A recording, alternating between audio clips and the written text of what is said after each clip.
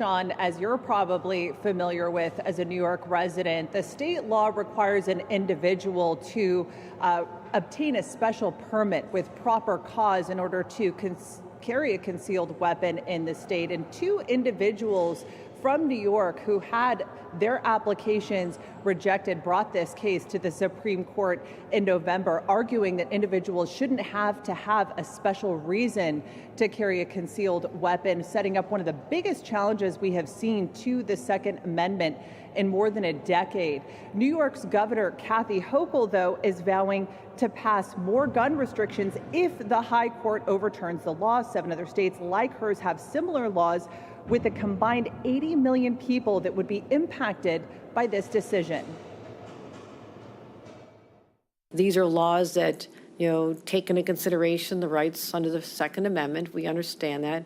But don't tie our hands when it comes to our desire to stop the scourge of gun violence, whether it's in the streets of New York or in a grocery store in Buffalo. We have the right to protect people as well. And I'll make that argument in court any day of the week. Well, the conservative-leaning court, as you mentioned, is expected to issue a ruling in the coming days or weeks on this, which could include throwing out the law, keeping it, or limiting it to certain places. But there, of course, is mounting pressure on the Democratic majority to do something in the wake of these 2 deadly mass shootings. And also there's a bipartisan working group of senators right now drumming up some legislation to tighten gun control laws. But those measures would more likely have to do with mental health and making single entrances for schools and also enhancing criminal background checks. But that'll have to wait a little bit longer, given the fact that Congress, the Senate in particular, is out of session for the Memorial Day holiday until June 6th. Sean. Yeah, and just for viewers to understand, that's New York State. New York City, it's even more difficult, if not impossible, to even own a gun. Again, New York City there, but we're discussing New York State, which, again, difficult to even own a gun there. Kilmany Dukart pointing that out. Great reporting there, Kilmany. Thank you. For more on the gun debate, which is, again, center stage and continues to be, we'll turn to former governor of North Carolina, Pat McCrory. Governor, good to see you, and thanks so much for taking the time. I appreciate that. So here we are today, and this has really been the forefront of discussion with politicians, specifically, of course, after the massacre that happened there in Uvalde, Texas, claiming the lives of 19 children, 2 adults. But having said that, bringing this conversation back to light, gun control, the Second Amendment, I want to play this for you and perhaps get your thoughts on this. This is President Biden speaking on the Second Amendment. Here's that. The Constitution, the Second Amendment, was never absolute. You couldn't buy a cannon when the Second Amendment was passed. You couldn't go out and purchase a lot of weaponry. I just want to get your thoughts on that. The President of the United States there saying the Second Amendment is not absolute. Clearly, as you know, for many articles, I'm sure you speak to other politicians, it doesn't really sit well with a lot of Republicans and even some more moderate Democrats. Your thoughts on the comments from the President? I think we're all discussing this subject with a very narrow lens at this point in time. When I was mayor in 1995 of Charlotte, we were averaging 125 murders a year the year I got elected.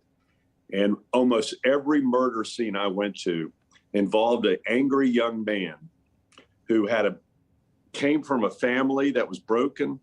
It came from usually drug abuse or alcohol abuse within the family. There was usually domestic violence, and the kid usually dropped out of school.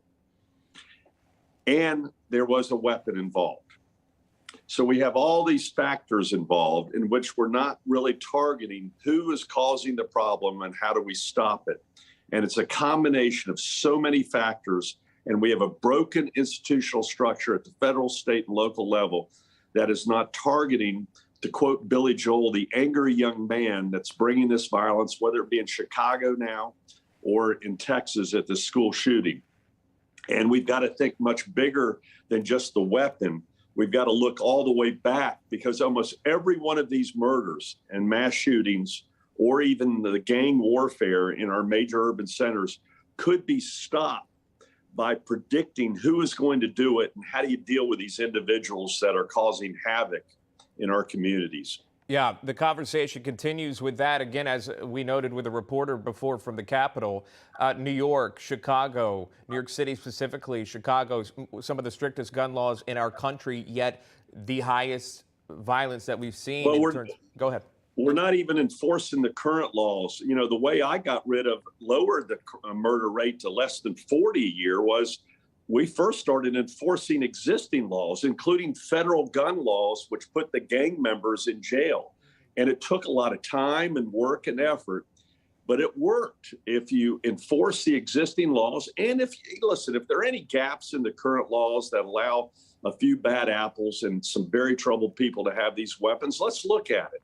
But you first have to enforce the existing laws on the book and work between the local, state, and federal level. By the way, this is not just a federal issue, and the president needs to recognize that, and so does the Senate, because we have breakdowns in the institutional systems of the criminal justice system, the mental health care system, the family court system, and yes, you know, for example, in North Carolina, when I was governor, I had to fight for sheriffs.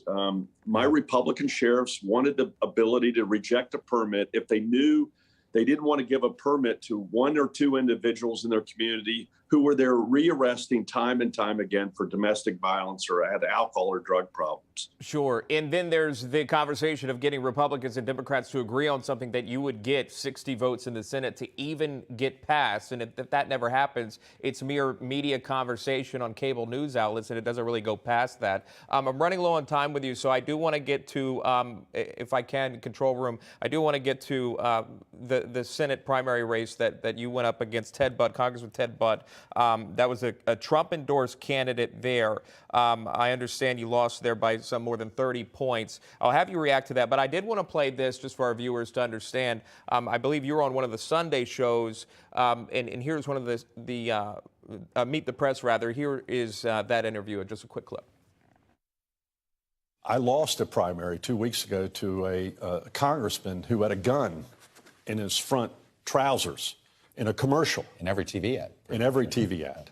And that was a more powerful message to the constituency voting in that primary. He was tougher. I was weaker. After that interview, did you want to clarify anything with that to maybe North Carolina constituents, as the Second Amendment is going to be a hot topic now come midterms? Clearly, you feel that is one of the reasons why you lost that primary. Your response? Well, the rest of the interview, I talked about the symbolism of that. I'm a big Second Amendment advocate. I don't happen to carry a gun in the front of my trousers. I actually enforce the law. I mean, I was the toughest mayor on crime in the history of North Carolina. I mean, my success rate is incredible, but there's a symbolism that's maybe needed because the criminal justice system is so broken right now when we're rearresting the same people over and over again, and people are fed up with it. And this is where I'm very conservative. If you don't deal with the criminals that are being arrested time and time again, people are going to take the law into their old hands. And that's why the commercial was so effective, more as a symbolism of we're going to take things in our own hands if the police aren't given the powers and the DAs don't start prosecuting people that are causing havoc in our community. Finally, I want to end on this with you, Governor. I appreciate you responding to that question for me. North Carolina has been in the spotlight recently on this, using these flashcards that have, and I'm sure maybe you've seen this before. These are LGBTQ flashcards, but I believe they're for children under the age of 5, if I'm correct on that. Again, this has to do with race. And then, as you see on the left, a pregnant man. This has been removed. However, at some point, it was indeed approved. This was not a collegiate course. Again, these were for very young children. Those were pulled back. But what's happening in North Carolina there, specifically with school board members, with teachers, administrators, and then also parents, there clearly is an outcry there. Well, in Charlotte, Mecklenburg, 2 years ago, when I had my radio show, we were asking second graders what their sexuality was in a survey. And it's no one's business. And plus, how dare you ask a second grader what their sexuality is in a survey? And so someone's pushing an agenda, and it doesn't belong in our schools, whether it be first or second graders, or frankly, even if they're in high school. Yeah. That's not the role of the school system. Right now, we have 50% of fifth graders that aren't reading at fifth grade level, and we're teaching this stuff. It's outrageous. And you're talking to the guy, by the way, who was canceled due to initially the so-called bathroom laws on gender. I was doing what DeSantis was doing before DeSantis was doing this. So I've raised issues about this indoctrination of what we're trying to teach our children. And right now we need to teach them reading, writing, and math because we're failing tremendously in our public school system. I'll leave it right there. I appreciate your response on that. Former Governor Pat McCrory of North Carolina, also former mayor of Charlotte. Good to see you, and thank you so much for coming on. Good to see you. Thank you very much. God bless.